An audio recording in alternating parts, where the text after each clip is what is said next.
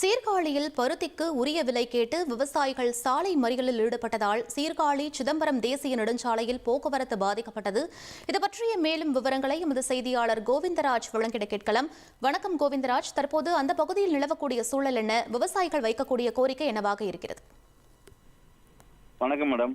மயிலாடுதுறை மாவட்டம் சீர்காழியில் பார்த்தீங்கன்னா கிட்டத்தட்ட ஒரு 50,000 ஏக்கர் பருத்தி சாகுபடி பண்ணியிருக்காங்க. காலநிலை மாற்றத்தினால் மழை, காற்று ஆகிய காரணத்தில் பருத்தி விவசாயம் மிக பாதிப்பு ஏற்பட்டுள்ளது. இந்த சூழ்நிலையிலையும் இருக்கிற பருத்திகளை மீட்டெடுத்து விவசாயிகள் சீர்காழி அருகே உள்ள எர்கூரில் உள்ள பருத்தி ஒழுங்குமுறை விற்பனை தளத்தில் கடந்த 3 நாட்களாக விவசாயிகள் அந்த பருத்திகளை விலைக்காக காத்திருந்தாங்க. ஆனா அங்க வந்த பெரும் வியாபாரிகள் மற்றும் அதிகாரிகள் பாத்தீங்கன்னா ஒரு கிலோவுக்கு 52 முதல் 65 ரூபா வரைக்கும் தான் விலையை நிர்ணயம் பண்ணாங்க. குறிப்பா பாத்தீங்கன்னா ஒரே வயல்ல விளைஞ்ச பருத்தியை 52 ரூபா முதல் 65 ரூபா வரைக்கும் வேறு ரேட்ல எடுத்திருக்காங்க. ஆனா விவசாயியோட குற்றச்சாட்டு என்ன இருக்குன்னா, நாங்க 60 ரூபாய் வரைக்கும் செலவு பண்றோம், ஆனா எங்களுக்கு இந்த விலை கட்டுப்படி ஆகலன்னு சொல்றாங்க.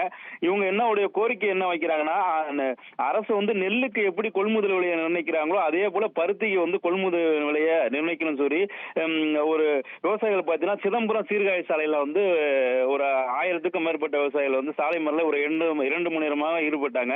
இதுக்கு அடுத்து கொள்ளிடம் போலீசார் அவங்களோட பேச்சுவார்த்தை நடத்தி இப்ப நடந்த ஏலத்தை எல்லாத்தையும் ரத்து செய்து விட்டு புதிய ஏலம் வைக்கிறோம்னு சொல்லிட்டு உறுதிமொழி அளித்த பிறகு விவசாயிகள் கலந்து சென்றனர். மேடம், விவரங்களுக்கு நன்றி கோவிந்தராஜ்.